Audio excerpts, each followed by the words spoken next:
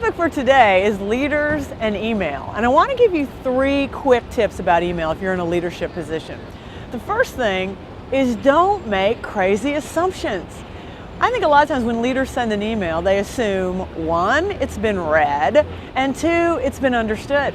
I was working with a leader one time. He worked for a direct mail company, and he had to send something out when the postage rates increased. And he told me he sent it out to his people, and they didn't respond. And I said, well, how much time did you give them? He said, an hour. You can't assume that all of your people are sitting at their desks waiting to get your email, and then they're going to read it, understand it, and react immediately. I also think leaders should use email when it's appropriate.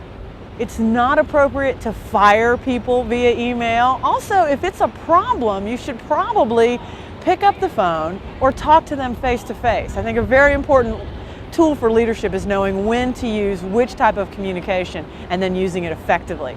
And then finally, I think leaders should consider developing company policies for email, especially things like what is an appropriate response time.